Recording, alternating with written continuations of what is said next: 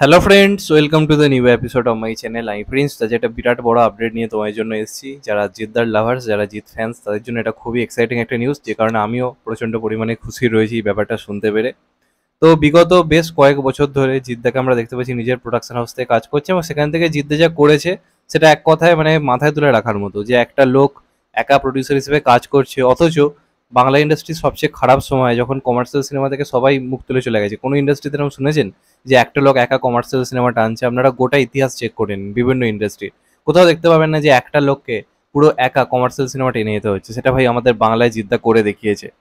এখন পরিস্থিতি ঠিক হতে আস্তে আস্তে সবাই কিন্তু কমার্শিয়াল সিনেমায় ফিরছে, কিন্তু যখন পরিস্থিতি খারাপ ছিল কেউ কিন্তু কমার্শিয়াল সিনেমা করেনি, এটা কিন্তু অস্বীকার আমি কোনোভাবেই করতে পারবো না। যে করবে সে মিথ্যে কথা বলবে, এই নিয়ে কোনো সন্দেহ নেই।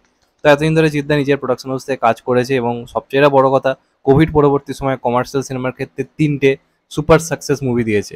Ravan hit, Chengiz superhit, Boomerang superhit. এই নিয়ে কোনো সন্দেহ নেই, একমাত্র মানুষটা চলেনি, এবং ওটা ভুল সময় রিলিজ করা হয়েছিল। হয়তো প্রপারলি ভালো সময় রিলিজ করলে হয়তো ওটা ওয়ার্ক করতো। যাই হোক, করেনি, সেটা নিয়ে আলাদা করে কথা বলে লাভ নেই।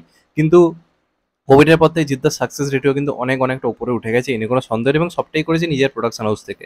এখন জিদ্দা প্রোডাকশনের বাইরে গিয়ে কাজ করবে, নিজে ইন্টারভিউতে বলেছিল। এবং আমরা দেখতে পাচ্ছি নেটফ্লিক্সের মতো একটা এত বড় প্ল্যাটফর্মে জিদ্দা পুরোপুরি মেন কপ একটা পার্ট পাচ্ছে, যেখানে বাকিরা সাইড অ্যাক্টরে পার্ট করে বলিউডে গিয়ে। সেখানে জিদ্দা যখন বলিউড ডেবিউ করছে, সে কিন্তু মেন একটা প্রোটাগনিস্টের পার্ট করছে, তাও পুলিশের চরিত্রে। এটাকে বলে ভাই নিজের জায়গা নিজে তৈরি করা, এই নিয়ে কোনো সন্দেহ নেই।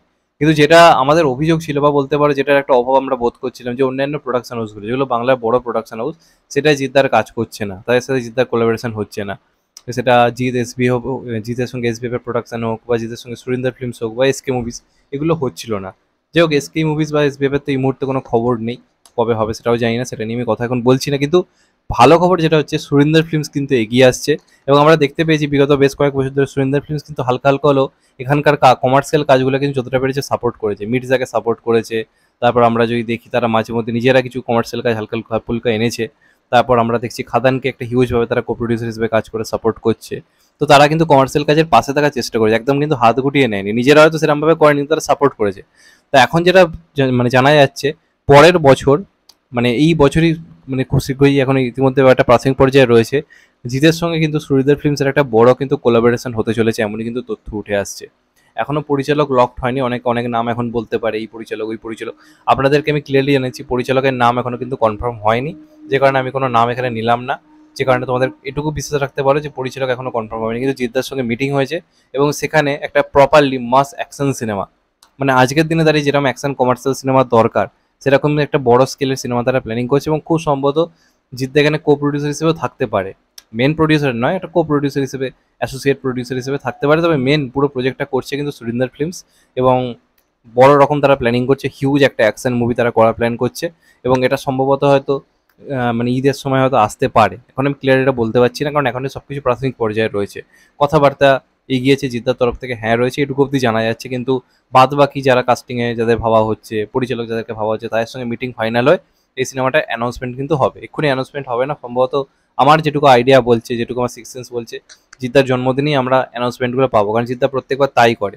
এই বছর জিদ্দা এমনিও প্রচণ্ড অ্যাক্টিভ, আমরা জিদ্দার ওই সোশ্যাল মিডিয়া অ্যাক্টিভনেস নিয়ে আর কথা তুলতে পারি না। তো আমাদেরকে একটু ওয়েট করতে হবে, আই থিঙ্ক জিদ্দার জন্মদিনে আমরা হয়তো প্রথম আপডেটটা পাবো। তবে এটুকু confirm, Jeet plus Surinder films বহু বছর পরে ফিরতে চলেছে। এবার দেখা যাক সেটা কেমন হয়। এতদিন পরে এত বড় প্রোডাকশনে জিদ্দা ফিরছে, নিশ্চয়ই সেই স্ক্রিপ্টে কিছু তো একটা রয়েছে, নাহলে কেন করছে? জিদ্দা তো বলেছিল যে ভালো স্ক্রিপ্ট না হলে সে বাইরের প্রোডাকশনে কাজ করবে না, যেখানে তার শর্তগুলো মানা হবে, তাকে প্রপারলি একটা ভালো স্ক্রিপ্ট দেওয়া হবে, সে করবে। তো আশা ক্রমশ বাড়ছে, এবার দেখা যাক শেষ পর্যন্ত প্রজেক্টটা কেমন হয়। আমি তো প্রচণ্ড হ্যাপি, অনেকদিন পর জিদ্দাকে আবার সুরিন্দর ফিল্মসের ব্যানারে দেখতে পাবো। তোমরা কতটা এক্সাইটেড অবশ্যই কিন্তু কমেন্ট করে জানিও।